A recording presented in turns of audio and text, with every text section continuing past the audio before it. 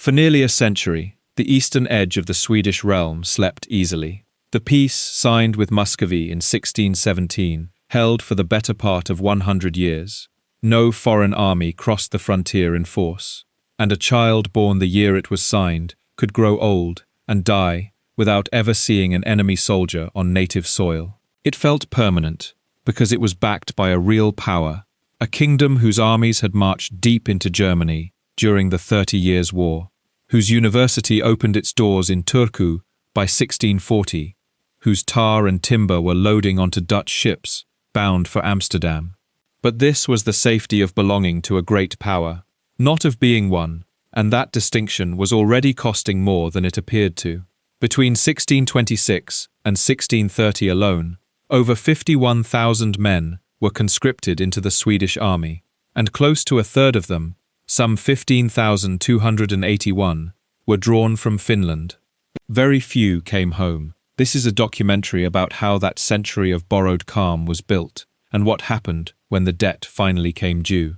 To understand it, we have to go back, long before there was a Sweden to belong to, before there was even a word for Finland, to the scattered peoples the earliest European writers barely had a name for. People before the map.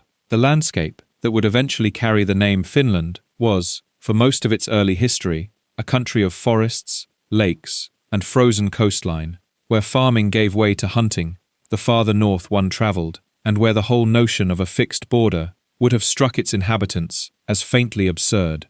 The deepest layer of this story is genuinely contested, and historians are careful to say so. Linguists trace a Proto-Finnic-speaking population branching away from related groups at some early and still debated point, with one branch drifting north toward the shores of the Great Lakes Ladoga and Onega, while others settled along the coastline of what is now Finland itself. Contact with Baltic-speaking and Germanic-speaking neighbors reshaped both the language and the material culture of these communities over the centuries that followed, though exactly when, and in what sequence, remains a matter of ongoing academic argument rather than settled fact.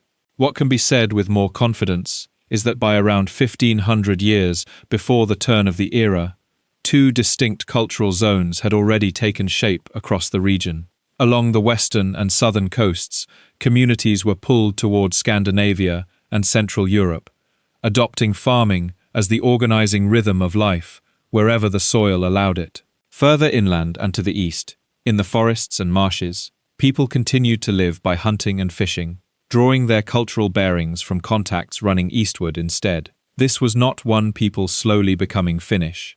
It was several distinct populations, shaped by entirely different neighbors, occupying entirely different kinds of land, who would only much later be folded into a single national story. Classical authors took notice of some of these groups surprisingly early, though what they recorded tells us more about outside imagination than inside reality. A Roman historian, writing in the 1st century, mentioned a people at the edge of the known world, whom he described in terms that would later be read as an early reference to Finns, and a Gothic chronicler repeated a similar label a few centuries afterward. What these authors were most likely describing were small bands of hunter-gatherers living far to the north, plausibly the same kind of people a Norwegian traveller named Ottar would later claim to have traded with, in an account of his voyages that survived only because an English king, Alfred, thought it worth writing down. To Roman and Gothic writers alike, these were not neighbours so much as rumours, distant, half-mythical figures living at the edge of a habitable world, useful mainly as a way of marking how far civilization did not reach. By the 12th century, a Norwegian history of the North was still describing the peoples of this region in almost identical terms, as worshippers of false gods, lumping together several distinct groups under one dismissive heading. Among the names that survive from this account, the Karelians stand out as an identifiable and lasting people, based around the shores of lakes Ladoga and Onega, who spent the 12th and 13th centuries expanding outward in every direction at once. East toward a great northern river, north to the Arctic coast where they came into conflict with Norwegian settlers, and west where they collided with another regional group, the Heme. It was also during this period that the Karelians began falling under the orbit of Orthodox Christianity and the political reach of the Principality of Novgorod, a fact that would matter enormously later, when religious and political boundaries in this region hardened into something closer to a genuine frontier. Two other groups, named in the same source, the Queni and the Biami, are known mainly as fur traders, operating somewhere between the White Sea and the northern reaches of the Gulf of Bothnia. As distinct peoples, they vanish from the historical record almost entirely, absorbed or scattered, long before anyone thought to record their fate in detail. A fourth name, the Horn Finns, most likely referred to the Sami, whom Norwegians had already taken to calling Finns in their own right, a naming confusion still faintly visible today in the far northern Norwegian region, still known as Finnmark. This tangle of overlapping, contradictory labels says less about the people being described than about the people doing the describing. To a North Atlantic sailor trading furs on a cold coastline, or to a monk copying second-hand travelers' tales in a Norwegian scriptorium, precision about tribal boundaries mattered far less than the general sense of having reached the edge of the civilized world. The result was an image: hunters and sorcerers living beyond the reach of ordinary society, capable of selling favorable winds to stranded sailors, that would follow these northern peoples in European writing for centuries, long after the reality on the ground had grown into something considerably more organized and complex than any outsider had bothered to notice. Of the coastal peoples who were gradually settling the interior during these same centuries, written evidence is frustratingly thin, though it is not entirely absent. A description of the sea route running from Denmark to the eastern Baltic, composed in the 13th century, makes clear that these waters were already a well-traveled corridor by the time of the Vikings, and archaeological finds along the western coastline confirm that Viking shipbuilding techniques were known and practiced locally, rather than simply passing through. This matters because it undercuts the picture of an isolated backwater waiting to be discovered by outsiders. Long before any crusading fleet arrived with a bishop and a banner, there was already a functioning maritime world here, one of trade contacts, mixed settlement, and seasonal movement across a sea that froze half the year and opened as a highway the other half. That external kingdom did not arrive with a conquest plan already drawn up. It arrived, at first, almost accidentally, as an extension of trade routes, church politics, and the ordinary jostling of neighboring powers, long before anyone in Stockholm or Rome had a clear idea of what ruling this eastern territory would even mean. The word that would eventually name the whole country entered common use only gradually, and its earliest appearances tell us more about the ambitions of distant authorities than about the place itself. A pope, writing in the 12th century, declared that a territory he called Finlandia had come under his protection, a statement of intent more than a description of fact, since it is far from clear the pope in question had any detailed sense of what lay within the boundaries he was claiming to protect. Roughly a century later, a Swedish king granted his own brother the title of Duke of Finland, another act of naming that mattered more as a political gesture than as an account of any settled administrative reality on the ground. Before this kind of language took hold, sources tended to speak instead of specific peoples, the hammer most often among them, rather than of any single unified territory. These were groups capable of waging war and striking trade agreements on their own account, powerful enough to trouble their neighbors, but they were not yet, in any meaningful sense, subjects of a place called Finland, because no such place had been formally imagined into being. What changed was not a sudden military conquest, so much as a slower, more grinding process of institution building, one that historians increasingly treat with considerable caution. For a long time, the conventional story ran that Swedish crusading expeditions in the 12th and 13th centuries had simply subdued a pagan population and planted Christianity by force.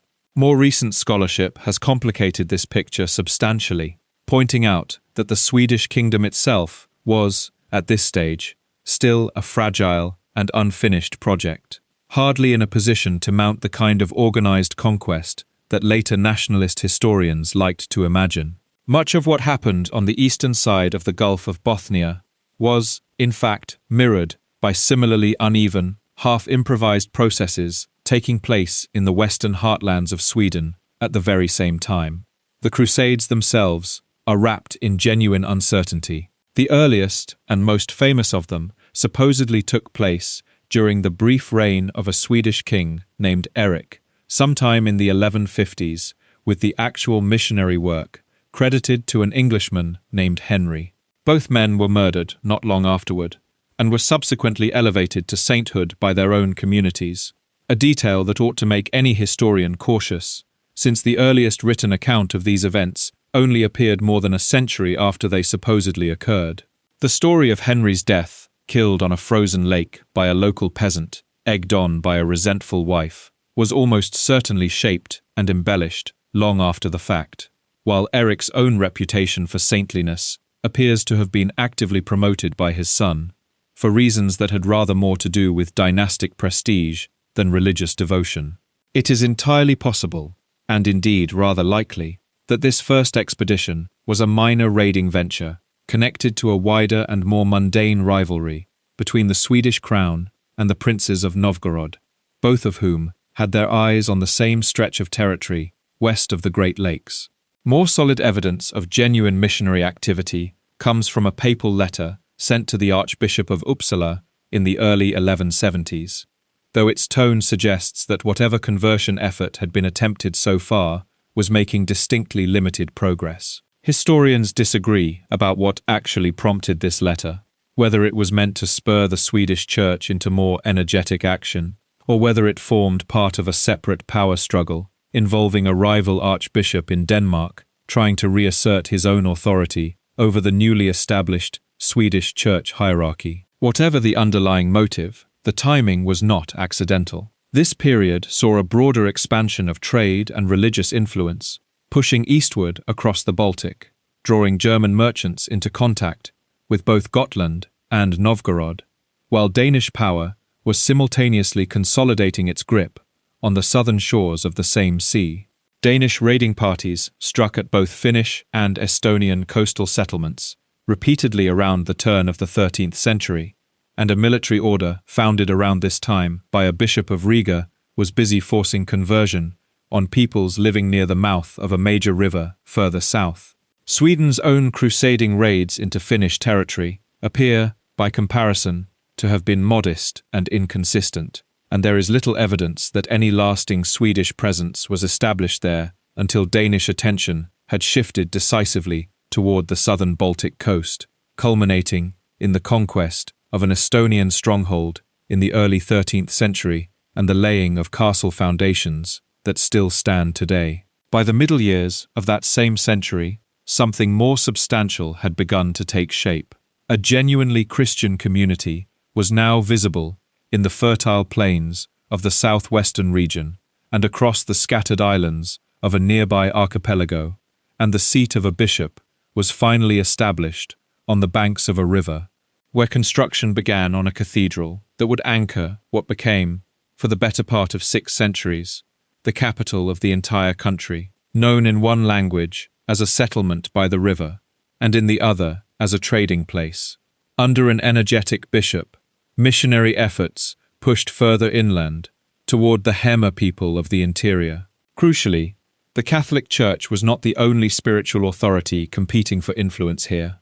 Russian Orthodoxy, having already extended its reach into the region around the Great Lakes, was equally active among these same interior populations, setting up a rivalry that was as much about political control as about theology. A crusade called by a pope in the 1230s against the Hema escalated into something considerably larger than a religious campaign. A genuine military clash between forces raised by the church and the Swedish crown on one side, and the Prince of Novgorod, a formidable figure named Alexander Nevsky, on the other. A Russian chronicle records a heavy defeat inflicted on Swedish forces at the meeting point of 2 rivers in the year 1240. According to a later Swedish rhymed chronicle, composed roughly a century afterward, this defeat was avenged some years later, when a powerful nobleman finally subdued the Hema for good. The chronicle's own celebratory language makes clear how thoroughly this moment was mythologized for a Swedish audience decades later, and historians remain divided on the actual sequence of these events, with some arguing the second campaign likely occurred earlier than the traditional account suggests, and under rather different circumstances than a simple continuation of the first. A frontier, drawn largely for tax purposes, still needed something to hold it together day to day, and what filled that gap over the following decades was not conquest but paperwork, the slow, unglamorous machinery of law codes, appointed officials, and royal councils. The kings who reigned through the final decades of the 13th century and into the middle of the 14th pushed this process forward with real determination. A royal council took shape. A regular administrative structure began to function. Law codes were written down and revised. All of this bound the Finnish territories into the wider Swedish realm, not as a distant afterthought, but as a working part of the same governing system, overseen by a royal representative carrying the formal Latin title of Captain of Finland. As the territory, under Swedish influence, expanded further east and north, new titles followed it. One official was named Governor of the Eastern Parts in the early 1340s, a designation his successor also carried under a slightly different label, Governor of the Eastland, a term that stuck around in official use for more than 2 centuries afterward. This same governor doubled as Castellan of the main castle in the southwest, with authority reaching out to 2 further castle fiefdoms besides. The Castellans, stationed on the eastern frontier, however, tended to operate with far more independence than their counterparts elsewhere, behaving less like subordinate officials and more like marcher lords, answering to no one in particular. New administrative divisions kept appearing as settlement pushed outward. Toward the end of the 14th century, fresh bailiwicks were created for the southern coastal region that had drawn settlers over from Sweden across the preceding 2 centuries, and for a southwestern district as well. Much of this reorganizing was the work of one particularly powerful magnate, who used his position to extend the frontier further north still, founding a new castle and successfully fending off Novgorod's attempts to push his forces back out. It would be easy to assume that handing this much power to individual noblemen might have loosened Finland's ties to the rest of the realm. The opposite happened. Even when formidable local figures carved out something close to personal fiefdoms for themselves, the practical effect was to entrench Swedish institutions even more deeply, since local interests increasingly found it useful to work through those institutions rather than around them. Justice, in particular, became something ordinary people could access on fairly regular terms. Disputes were settled, and rights sorted out at local law meetings, staffed by juries drawn straight from the peasantry. Even though the presiding official was invariably a member of the local gentry, from the mid-1330s onward, an annual high court convened every summer in the old cathedral town, a fixed date on the calendar that gave the whole eastern half of the realm a shared legal rhythm it had never had before. None of this stability, however, extended to the top of the kingdom itself. The long reign of one Swedish king ended in confusion, and the succession crisis that followed dragged on for years, eventually resolving itself through the intervention of an ambitious Danish queen, who outmaneuvered every rival claimant in sight. Having secured the Norwegian and then the Danish thrones for her own line, she persuaded the Swedish nobility to fall in behind her as well, and in the final years of the 14th century, her chosen heir was crowned ruler of all 3 northern kingdoms at once, in a ceremony that would give this arrangement its lasting name, the Union of Kalmar. The Union's founding document remains, to this day, a source of genuine scholarly disagreement over both its physical form, since none of the noblemen who signed it ever attached the seals they had promised to attach, and over what its actual terms meant in practice. It recognized the new king for his lifetime only, promised that each of the 3 kingdoms would keep its own laws and be governed by its own native nobility, and bound the 3 crowns into a mutual defense pact. It was, in short, an ambitious attempt to paper over decades of chaos with a single unifying structure, and like most such attempts, it began running into trouble almost immediately. For a time, The Queen's own authority held the arrangement together through sheer personal force. In Finland specifically, she moved to bring fiefs directly back under crown control rather than leasing them out to noble families, and she pushed to reclaim tax land that had slipped into the hands of the country's tax-exempt upper class. Her successor tried to continue this same autocratic approach, but alienated the Swedish nobility by handing out the kingdom's most valuable fiefdoms to foreign favourites instead, while his expensive wars drove up taxation and stirred growing resentment among ordinary subjects. That resentment eventually boiled over into open revolt, led not in Finland, but in a mountainous border region of Sweden itself, where peasants rose up under a minor local nobleman in the mid-1430s. The rebellion's leader was murdered within 2 years, but the damage to royal authority was already done, and the king who had provoked it never fully recovered control over either half of his fractured kingdom. Finland's own role in this upheaval was mostly peripheral, with one notable exception: the aged bishop of the cathedral town, who was chosen as one of the senior figures trusted to mediate between the rebellious nobility and the crown. This was not a minor honor.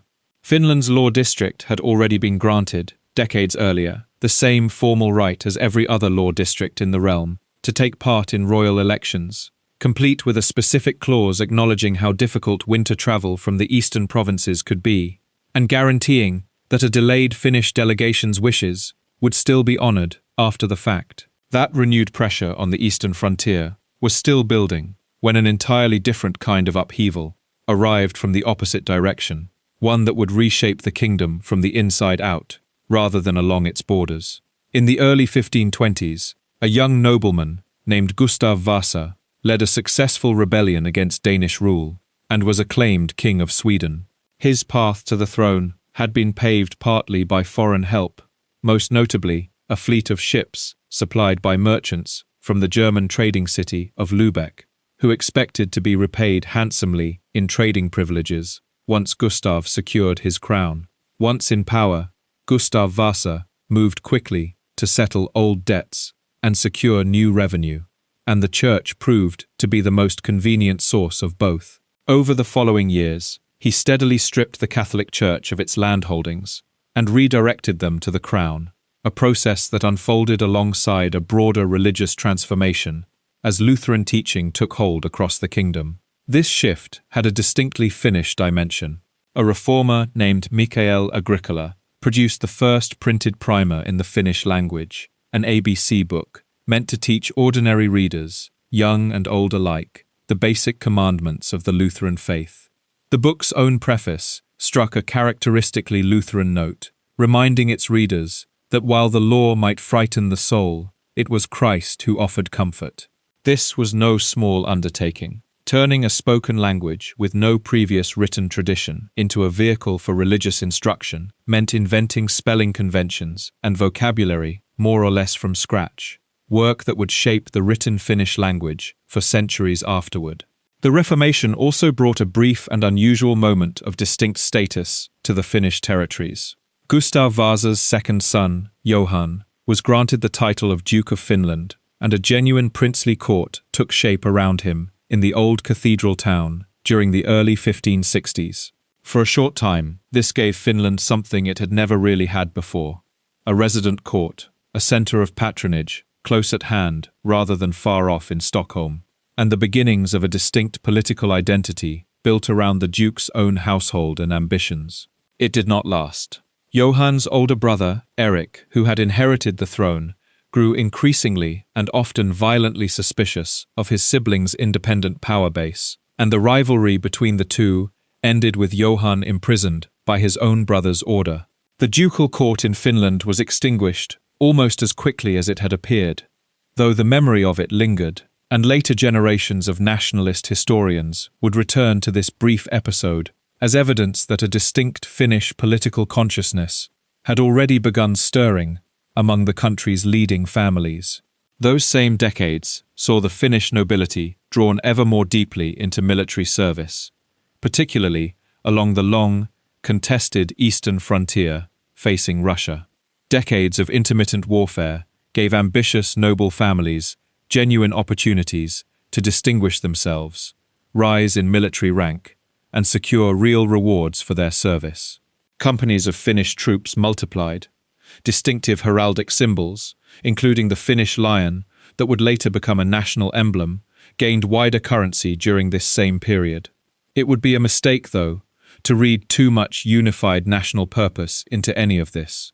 Historians who have examined the ambitions of these leading Finnish noble families during Duke Johan's era have generally concluded that what these men were pursuing was rank, income, and royal favour for themselves and their own house, not some early stirring of a separate Finnish patriotism. The interests being defended were personal and dynastic long before they were national in any modern sense. The cohesion of Finland's noble class took a further, harder blow once Eric's own reign ended, in the same paranoid excess that had marked his treatment of his brother. His uncle, Duke Karl, moved into the resulting power vacuum with a ruthlessness that spared no one, Finnish or Swedish noblemen alike, and members of noble families from both halves of the realm found themselves scattered into exile as the political struggle played out. That widening gap between Finnish and Swedish nobility played out against a political crisis that would soon turn violent on Finnish soil itself, one rooted not in foreign war, but in a succession dispute back at the very top of the kingdom. A nobleman named Sigismund, already elected King of Poland years earlier, was slow to arrive and claim his Swedish crown after his father's death in the early 1590s, and when he finally did appear, he found the political ground had shifted beneath him. A committed Catholic in an increasingly Lutheran kingdom, Sigismund was forced to accept the Lutheran faith as formally binding and to hand over the actual government of the realm, during his frequent absences, to his uncle Duke Karl and the royal council. Karl, an ambitious and ruthless operator, spent the following years steadily browbeating the council into accepting him as regent in practice, even as the formal machinery of aristocratic consent continued to insist he govern only with its advice. One man in Finland refused to bend. The commander of Sigismund's forces there, a marshal and admiral named Claes Fleming, held firm in his loyalty to the absent king, and Duke Karl set about undermining him by any means available. He cultivated the grievances of the Finnish peasantry directly, issuing letters of protection and promising to abolish the deeply resented practice of quartering soldiers on ordinary farms. Those grievances were real, and they long predated Karl's opportunistic courting of them.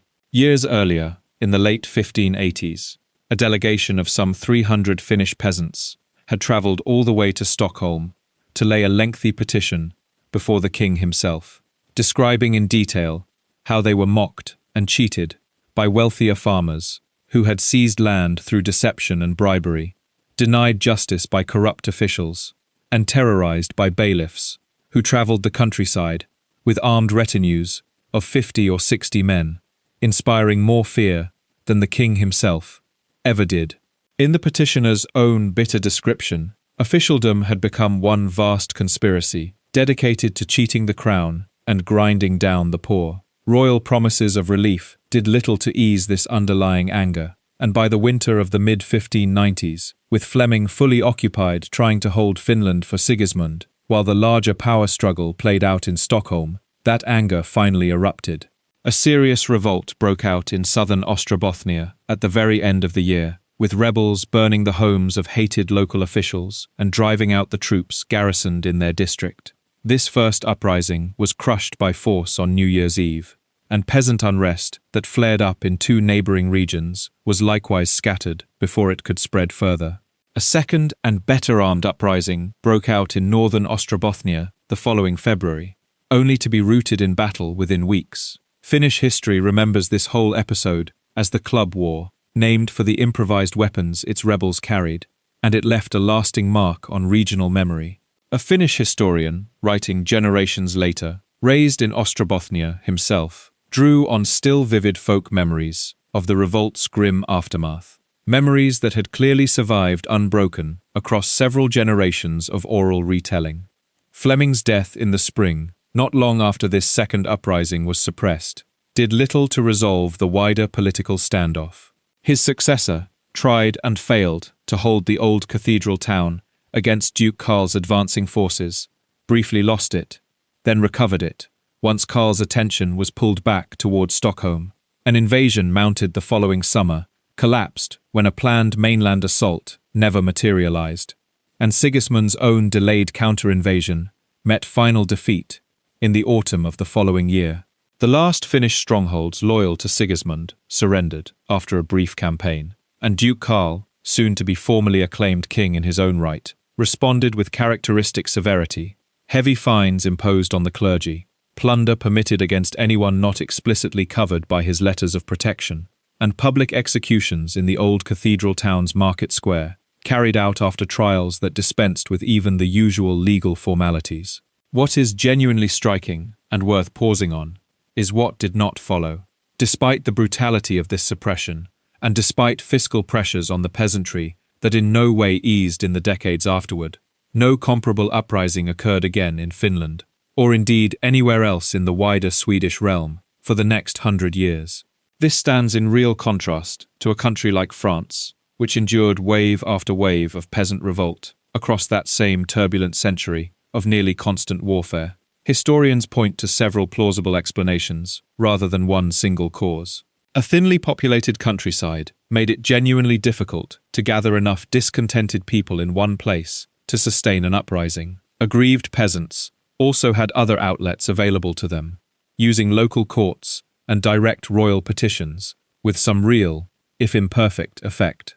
And for those who felt truly crushed, there remained the option of simply moving on, resettling deserted farmsteads on conquered territory, or slipping into the ranks of the rural landless rather than staying to fight. While Stockholm pulled ever more of the realm's political weight toward itself, the eastern provinces were quietly building an economic identity of their own, one measured not in castles or court appointments, but in barrels of tar and boatloads of timber. For most of the population, daily life remained a subsistence economy, meager and unforgiving. A survey of Finnish economic conditions, compiled in the late 1730s, still found grain being sold in small amounts nearly everywhere, though the only truly substantial grain trade came from the burn-beaten clearings of the Savo region, carted west each autumn by farmers and their small, hardy horses. In years of poor harvest, Finland leaned on imported grain from Estonia and the Baltic provinces, and a bad harvest often pushed peasants towards selling fish, hides, and skins instead, simply to raise enough cash to satisfy the tax collector. That tax burden was heavy and well documented. Calculations from the 1690s suggest that roughly 3/4 of what Ostrobothnian farmers earned from selling tar, timber, butter, and fish went straight to taxation, with most of the remainder spent on salt, and these figures only reflect officially recorded sales.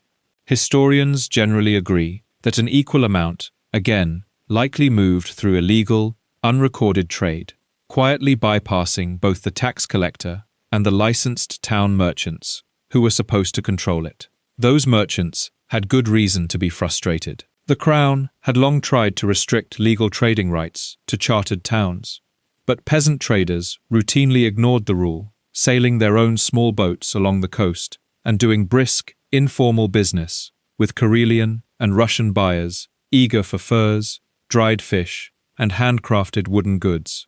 Most of this trade stayed local, but across the 17th century, something larger began to emerge from Finland's forests, a commodity with genuine global reach. Tar became that commodity.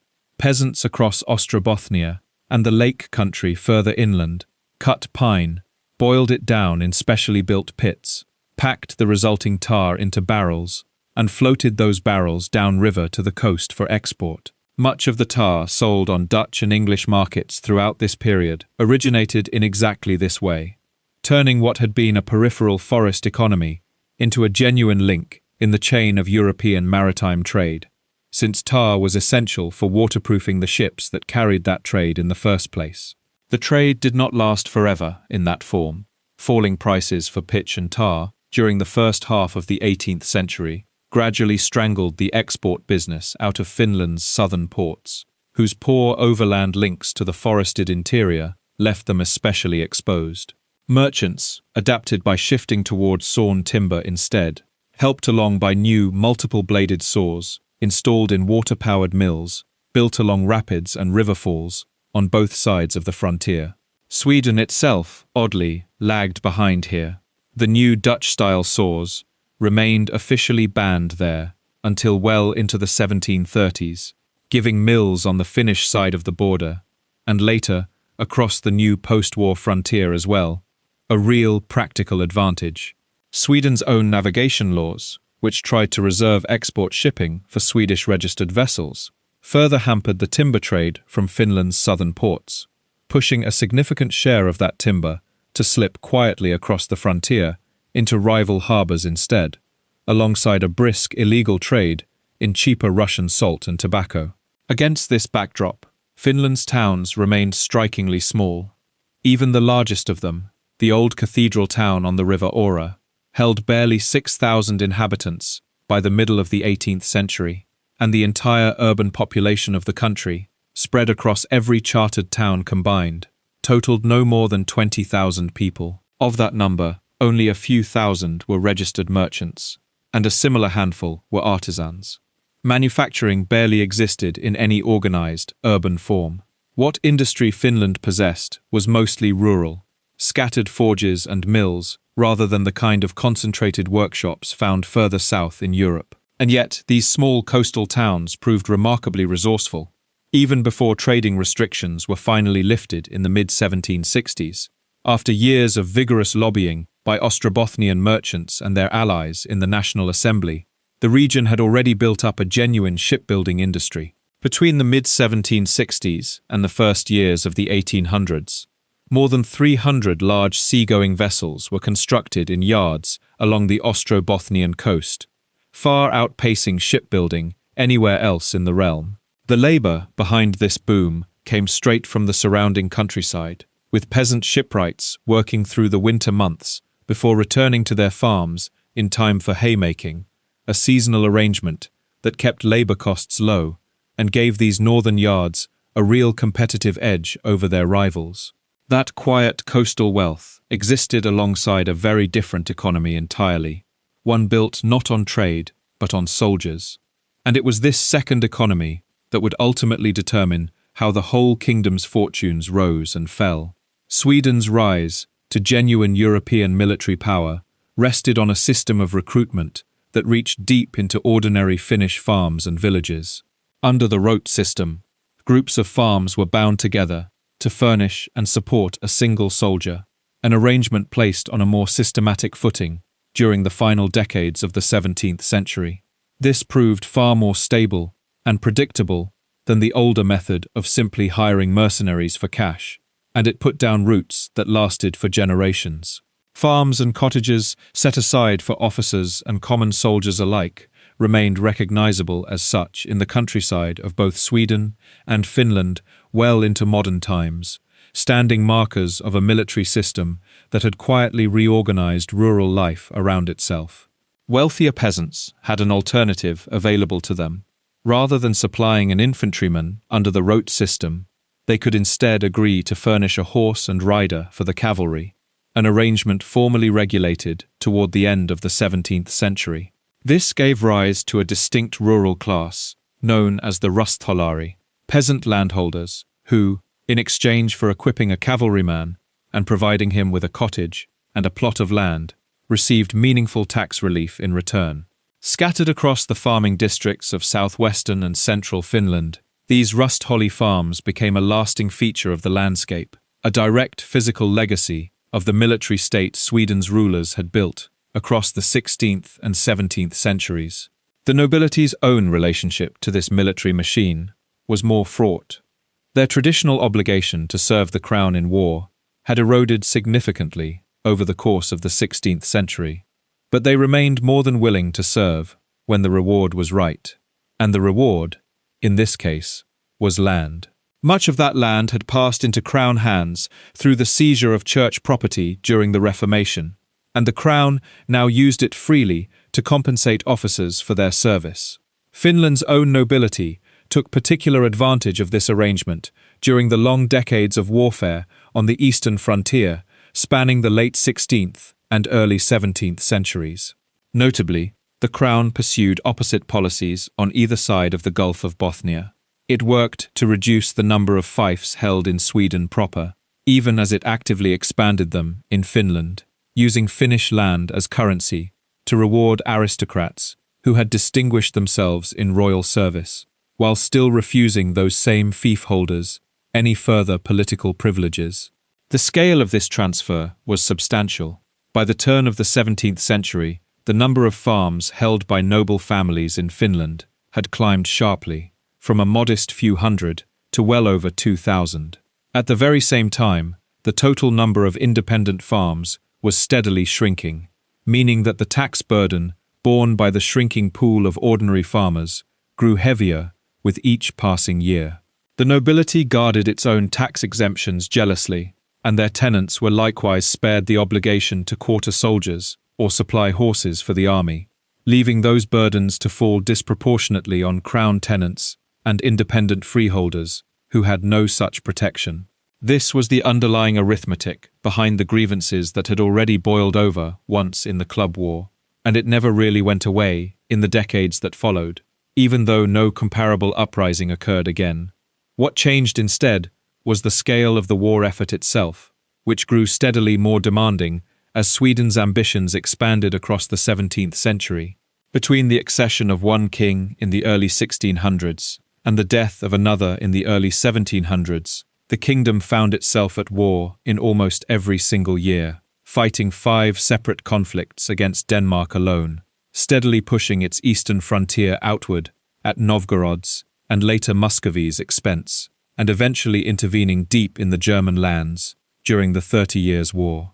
That German intervention marked a genuinely new phase for the kingdom's military ambitions. Sweden's armies, now flush with French subsidies, learned to make war pay for itself through forced contributions and outright extortion across occupied German territory, fielding forces so large and so international in composition that native Swedish and Finnish conscripts made up only a modest fraction of the men actually fighting under the kingdom's banner.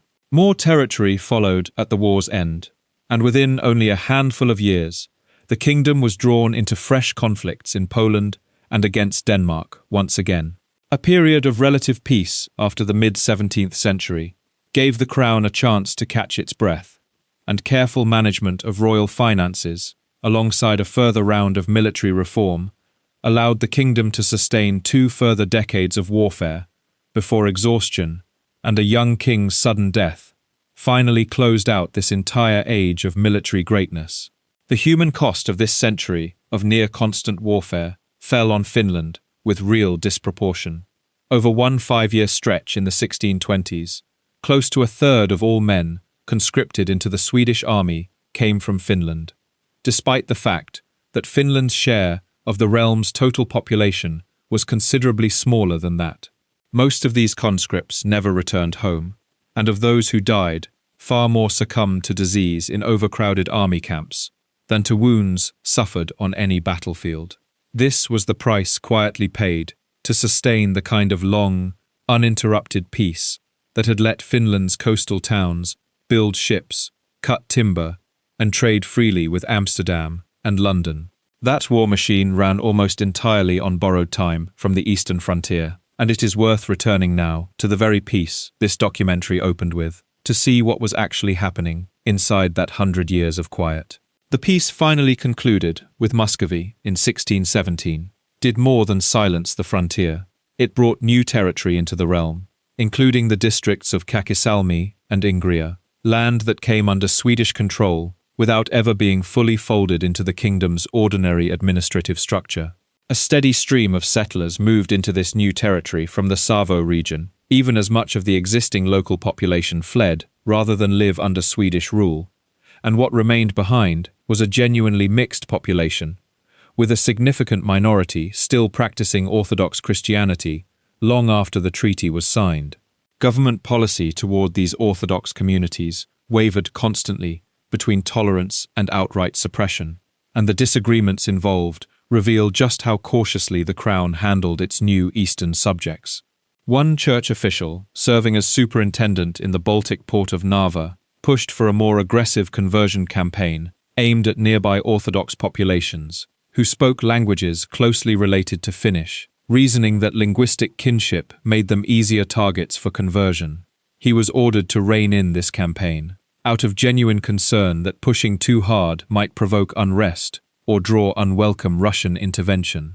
A bishop stationed in the eastern frontier town of Viipuri later pressed for an outright ban on Orthodox worship entirely, and the government refused him as well, on the straightforward grounds that such a ban would violate the very peace treaties that had made this long quiet possible in the first place. Even at the height of its confidence, in other words, the crown understood exactly how fragile the peace with Russia actually was, and moved carefully to avoid reopening old wounds. Inside the older, more settled Finnish provinces, the church pursued a very different kind of campaign. Not conversion, but discipline. One bishop of the cathedral town, serving through the middle decades of the 17th century, worked tirelessly to enforce strict adherence to Lutheran teaching and to improve the training of ordinary parish priests. The methods used to instill this teaching among ordinary parishioners leaned heavily on repetition and rote memorization, backed, where deemed necessary, by physical punishment. A combined reader and catechism, published under a later bishop's supervision toward the end of the century, in both Finnish and Swedish editions, was meant to accelerate this process.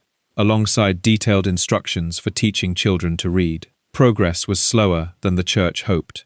Records from parish visitations across this period show stubbornly low literacy rates, even in the relatively prosperous southwestern provinces, and priests running confirmation classes continued to rely on memorized recitation rather than genuine reading instruction. Real change came only gradually, helped along by a church law passed in the mid-1680s, requiring that confirmation classes be held regularly at fixed locations throughout each parish.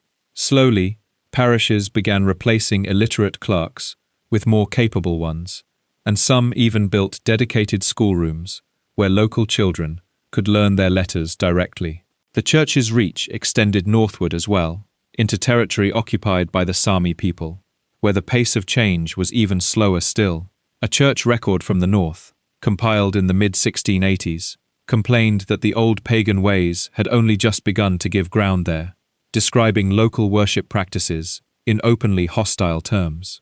Decades later, reports from the same general region suggested that Sami communities, in at least one southern parish, had adopted both Christianity and the Finnish language, though a local clergyman, writing some years afterward, still noted that Sami remained the dominant language further north. This spread of Finnish-speaking settlement came at a real cost to Sami culture and livelihood.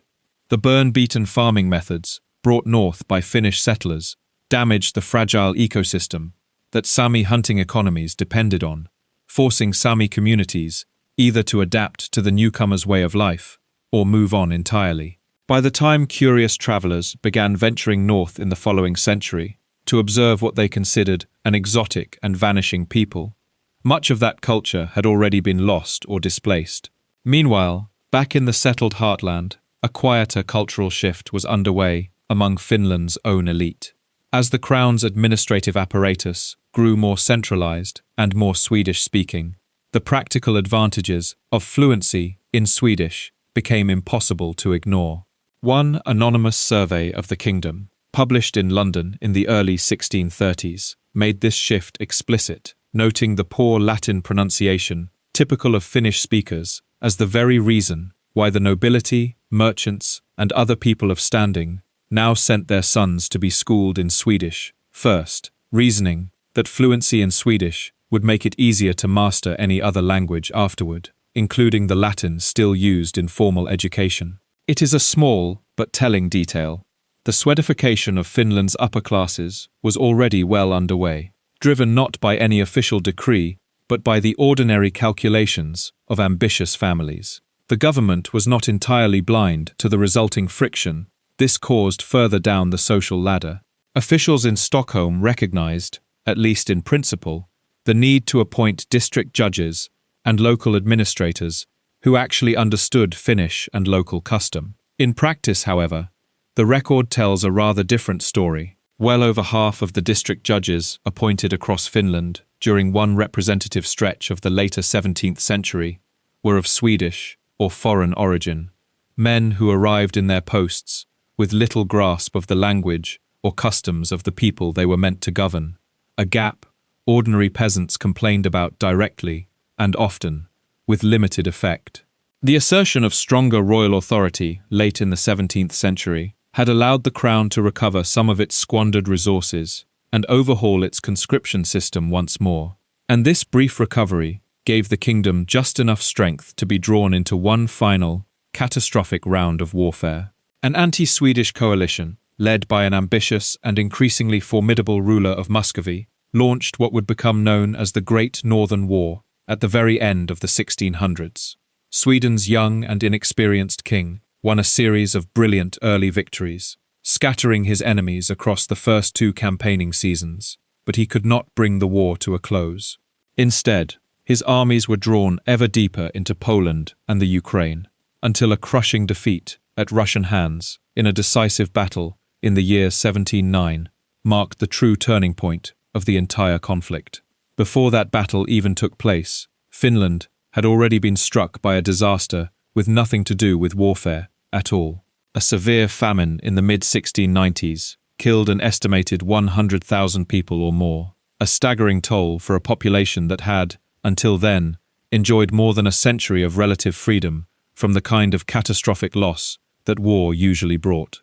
This was a population already weakened, in other words, when the fighting finally reached its shores again, and reach them it did, with a speed that stunned a province that had genuinely believed its long peace might simply continue indefinitely. The eastern frontier town of Viipuri fell to Russian forces in 1710. The whole of southern Finland was conquered within 3 more years. Ostrobothnia, the very heartland of the tar and timber trade that had built so much of Finland's quiet prosperity, was evacuated by Swedish forces in 1714. The human cost was severe.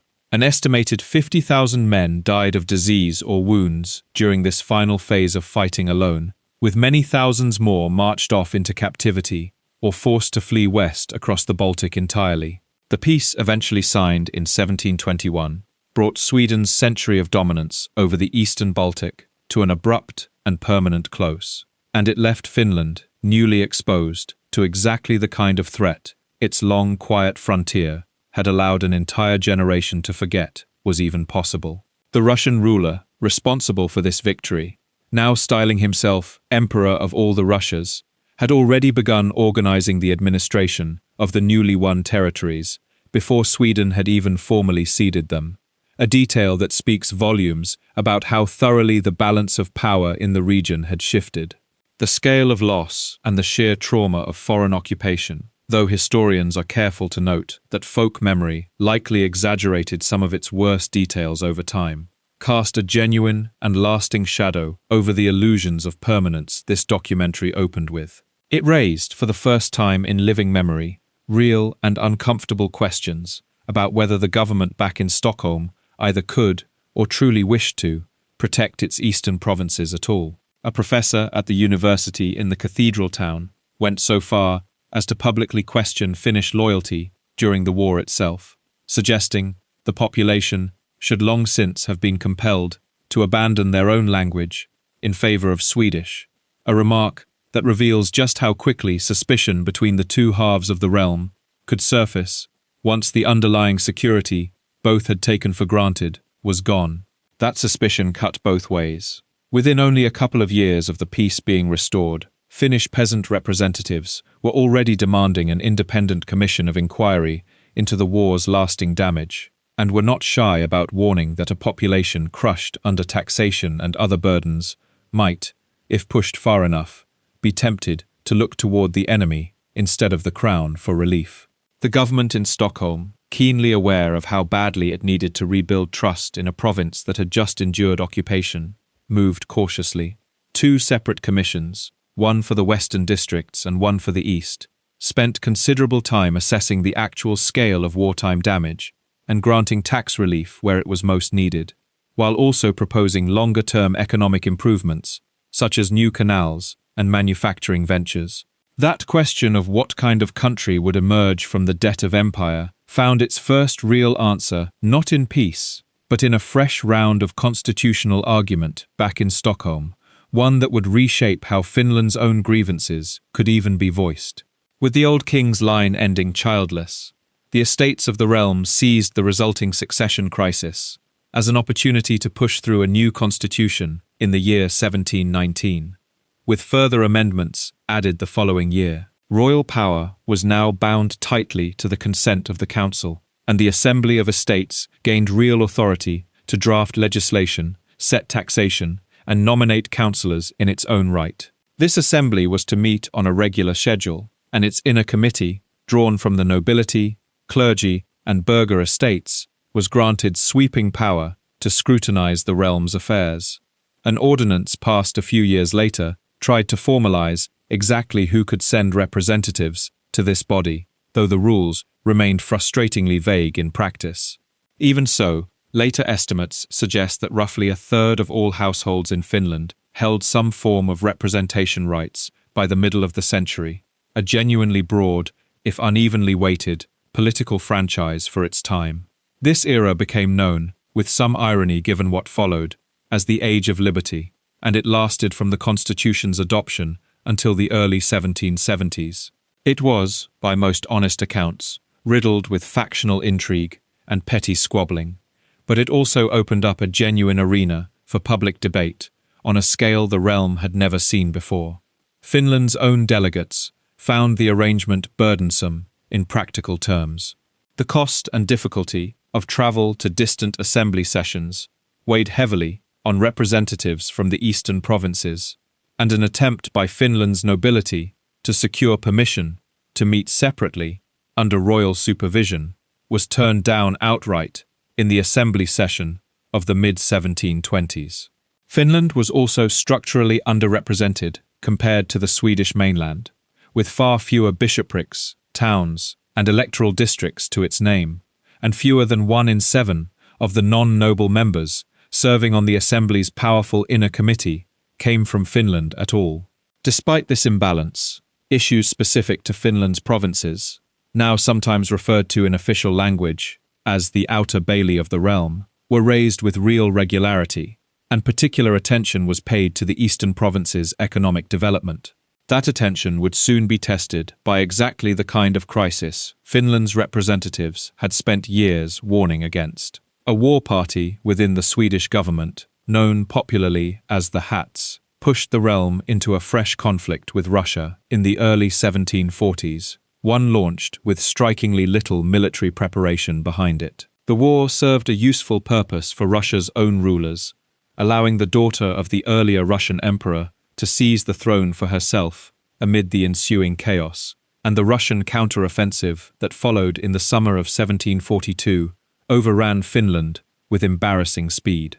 Before that counter-offensive even began, Russian commanders issued a manifesto in both Finnish and Swedish, offering protection to any inhabitants who declined to assist Swedish forces, and promising to live in, as the manifesto itself put it, neighborly amity and peace. The same manifesto went further still, floating the idea that Finland might separate from Sweden entirely and become an independent state under Russian protection.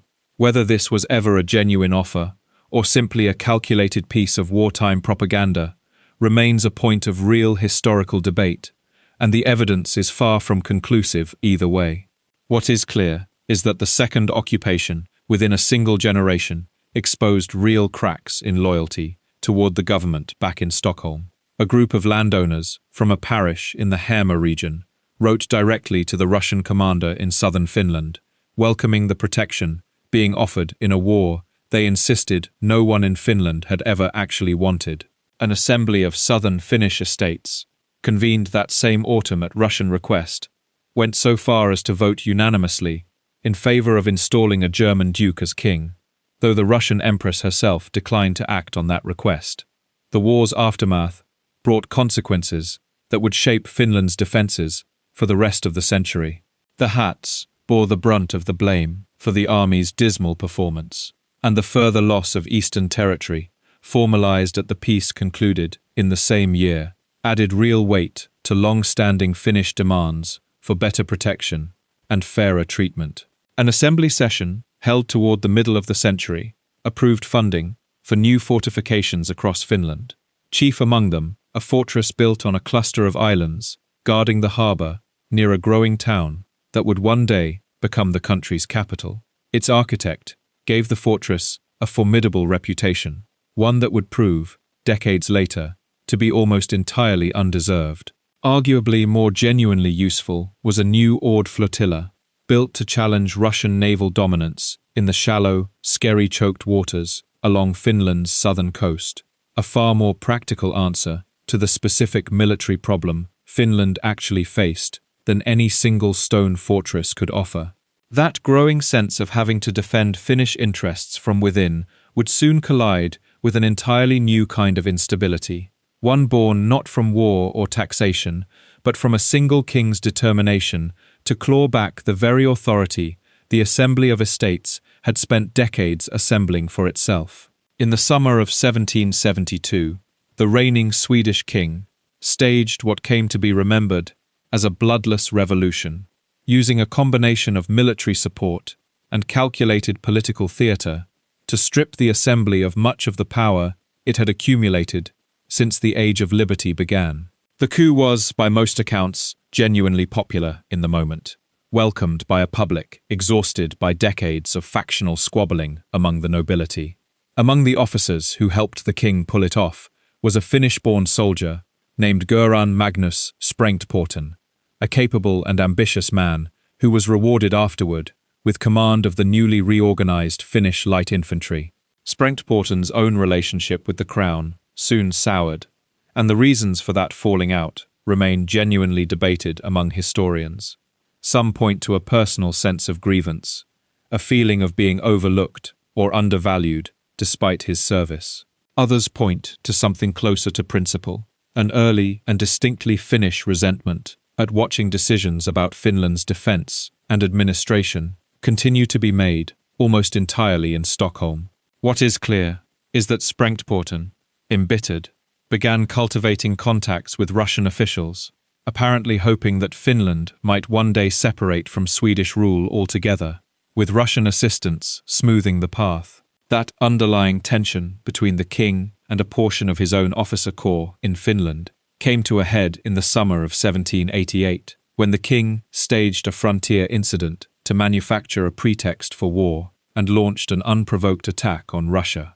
The campaign quickly ran into trouble, and a group of disaffected officers gathered at a military camp and formed what became known as the Anjala Confederation, an organized attempt to force the king into ending the war and reconvening the Assembly of Estates to check his authority. Sprengtporten, who by this point had left Swedish service entirely for a position with the Russians, was closely tied to several of these conspirators, and his own friendship with at least one prominent member of the Confederation appears to have shaped that officer's willingness to argue for peace with Russia over continued loyalty to the king's war. The Anjala affair ended in failure for the conspirators, and very nearly in disaster for the king himself, who nonetheless managed to negotiate his way out of the immediate crisis and secure a peace that, remarkably, left his own position stronger rather than weaker. Public reaction to the Confederation back home was harsh. Contemporaries described the officers involved with open contempt, and one acquaintance of Sprengtporten's recorded, in the autumn following the affair, just how bitterly public opinion had turned against the conspirators and everyone associated with them. Rumours and suspicion tied to the whole episode continued to surface for years afterward, and fears of a genuine Russian-backed Finnish separatist movement lingered in Swedish political circles long after the immediate crisis had passed. The king did not long survive his own consolidation of power. A small group of disgruntled noblemen assassinated him in the early 1790s, and the erratic policies of his successor did little to calm the underlying political tension that had been building throughout this period. One prominent Finnish nobleman, who had enjoyed the assassinated king's personal confidence, found himself accused of plotting against the new regency and was forced to flee into Russian territory himself, though he was later pardoned and even entrusted with diplomatic responsibilities by the new king. That period of exile, spent among the very circles Sprengtporten had already cultivated, would prove decisive for his own political future, positioning him to emerge, more than a decade later, as the single most influential Finnish figure in an entirely new political order. It would be easy, looking back, to read all of this as the beginning of an organized independence movement, a conscious first step toward the separate Finnish state that would eventually take shape. Historians are careful to resist that reading. The Angela conspirators were driven by a genuine mix of motives, some deeply personal, some rooted in constitutional principle, and few, if any of them, were thinking in terms of an independent Finnish nation, as later generations would understand it. What they were reacting to, more precisely, was a specific and recurring grievance, the sense that Finland's own defense, administration, and economic interests kept being subordinated to decisions made in Stockholm by a king and a court that did not always seem to appreciate, or even fully understand, the particular vulnerabilities of the province exposed to Russian power along its own eastern border. That uncertain protection Finland's elite had learned to fear was tested for the last time, not by any decision made in Stockholm or Turku, but by a peace agreement signed hundreds of miles away, between two emperors who had never set foot on Finnish soil at all. In the summer of 1807, Russian forces suffered a serious defeat at the hands of French armies campaigning in Prussia. Left without meaningful allies, the Russian Emperor Alexander I entered into a peace agreement with Napoleon at Tilsit, one that, among its other terms, obliged him to try to persuade Napoleon's remaining opponents to make peace as well. Sweden's own king, an outspoken and unyielding opponent of Napoleon, encouraged by British diplomacy, flatly rejected every attempt at persuasion sent his way. By the close of 1807, Alexander had settled on a more direct solution. A military campaign against Sweden itself, timed deliberately for winter, when the powerful Swedish fleet would remain trapped in its own frozen harbours and unable to intervene. The architect of that winter campaign was a familiar face from Finland's own recent political history. Sprengtporten, who had spent the better part of 2 decades in Russian military and diplomatic service since his falling out with the Swedish crown, laid out the plan for a rapid Russian advance and pressed the emperor to pair it with a public promise, a proclamation guaranteeing the existing liberties and privileges of the Finnish people, and a pledge to summon Finland's own Assembly of Estates to deliberate on the country's future. That promise duly appeared in the declaration issued by the Russian commander on the 18th of February, taking Finland under the emperor's protection for the time being, alongside its existing laws. The invasion that followed moved with startling speed. Within 3 months, the whole of southern Finland had been overrun, and the supposedly formidable island fortress, built decades earlier to guard the approach to the growing town nearby, surrendered without firing a single shot in its own defense. A stunning collapse for a stronghold whose reputation had rested for a generation on the assumption that it was effectively impregnable. Swedish and Finnish forces, retreating into Ostrobothnia, did manage to inflict real defeats on the pursuing Russian army through the late spring and summer months, but they proved unable to win back the southern territory already lost.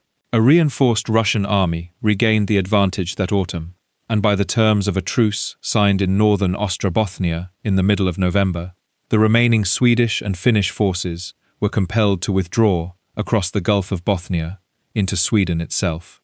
Though the war would not be formally concluded for another year, Finland had, for all practical purposes, already been separated from Swedish rule. Back in Sweden, the shock of such a swift and humiliating defeat helped trigger a military revolt that forced the king's abdication and led to the proclamation of an entirely new constitution the following summer, a domestic Swedish upheaval that unfolded almost entirely without Finnish input, even though its outcome would help decide Finland's own fate. Alexander's actual intentions during these opening months remain a matter of real historical debate, and the surviving evidence points in more than one direction at once.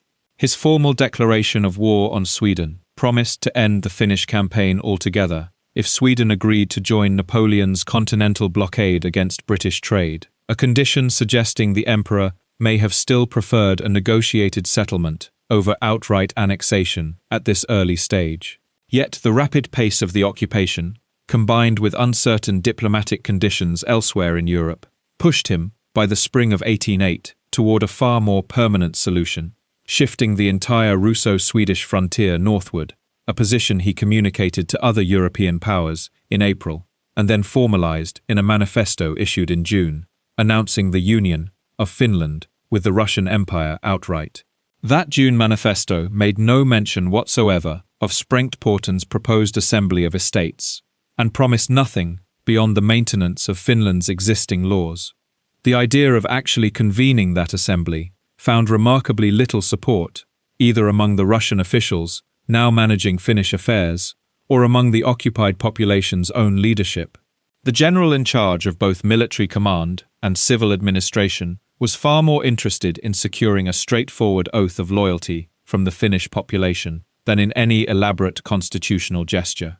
Russia's foreign minister dismissed the whole notion of an assembly as unnecessary, a position echoed by another former Angela conspirator now serving the Russian side. Even prominent Finnish churchmen, including the bishop of the old cathedral town, argued that convening the estates while the war's final outcome remained undecided would be a premature move, likely to inflame passions rather than settle anything. That policy of cautious compliance largely held, despite real pockets of active resistance in Savo and Ostrobothnia, and simmering discontent in the occupied south.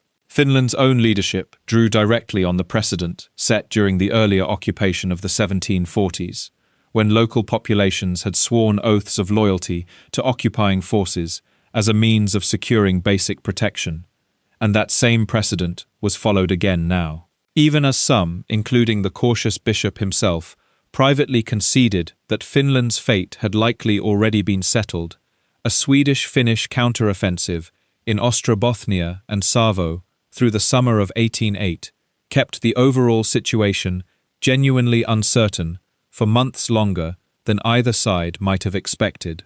That willingness to treat Finland as something more than conquered territory was not, in the end, decided at the meeting later remembered as the country's founding moment. It was decided weeks earlier, in a quieter administrative decree, that history has largely allowed the more dramatic assembly to overshadow. On the 1st of December 1808, the emperor formally approved a governmental structure for Finland, drafted by a three-man committee that included the war minister Arakcheyev, the incoming military commander von Knorring, and Sprengtporten himself. Several features of Sprengtporten's own original plan, including some involving his personal role, were quietly set aside in the final version. But one element of his vision survived fully intact, and arguably mattered more than anything else in the whole document. Finnish affairs were not to be routed through the ordinary ministries in St. Petersburg at all. They were to be presented directly to the emperor himself, through a dedicated state secretary for Finland, a post the emperor filled by appointing his own trusted advisor, Mikhail Speransky. A governor-general, chairing a separate governing council inside Finland, would handle day-to-day administration, and that first governorship went, fittingly, to Sprengtporten. Though his tenure proved brief, the emperor accepted his resignation the following spring with what one contemporary account describes as scarcely concealed relief. Only after this administrative foundation was already in place did the Assembly of Estates convene in the small southern town of Porvoo in March of the following year. Its purpose, in practical terms, was narrower than its later reputation would suggest, securing a binding oath of loyalty from Finland's population and gathering advice on specific matters, including taxation, the future shape of Finland's armed forces, and the composition of the new governing council. It was never intended to hold genuine decision-making power, nor to become any kind of permanent institution. Yet the meeting mattered enormously to the man overseeing it. for reasons that went well beyond Finland itself.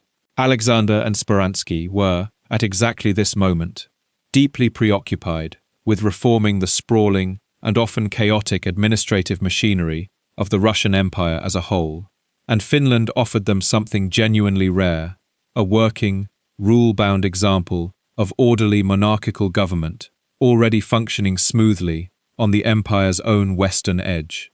Alexander said as much directly, in a private conversation with the exiled Finnish nobleman Gustav Maurits Armfelt, admitting that he felt considerably more comfortable governing according to fixed rules and regulations in Finland, since they gave him clear knowledge of how to proceed, whereas in Russia proper he found himself surrounded instead by uncertainty and shifting custom rather than settled law. Speransky went further still in how he framed Finland's new status. In his own words, Finland was to be treated as a state, not merely a gubernia, an ordinary province of the empire. He argued that it possessed something like an ancient constitution, one owing nothing to the whims of cabinets or the graciousness of any particular sovereign, but functioning instead as a kind of corporate entity, comparable in his mind to the traditional Russian peasant commune, capable through its own representative institutions of keeping the ruler properly informed about the genuine needs and condition of his subjects. This was not an entirely foreign idea to Finland's own spokesman. It fit comfortably alongside a long-standing Finnish habit, dating back to the Swedish era, of treating the constitution primarily as a framework of laws guaranteeing each social estate's particular rights and privileges. As one leading modern scholar of this period has put it, the deep conservatism already built into Finnish constitutional thinking under Swedish rule was, if anything, only strengthened by Finland's new and uncertain position, reinforcing an instinct to preserve existing arrangements exactly as they stood, rather than risk experimenting with anything new. What Alexander did or did not actually promise or confirm at Porvoo would go on to become a subject of fierce historical and political argument, one that would resurface with real intensity toward the end of the following century, once Finland's separate status inside the empire came under sustained pressure from St. Petersburg. That later controversy lies beyond this chapter of the story, but its roots sit squarely here, in the genuine ambiguity of what was said, implied, and left unspoken during those March meetings in a small provincial town. What is not seriously disputed is the practical outcome. Finland emerged from this transition, with its existing laws, its Lutheran church, and its social estate structure fully intact, administered now through a direct channel to the emperor rather than through Swedish royal government, and governed by institutions that, in form, if not in every detail, looked remarkably similar to what had existed only a year before.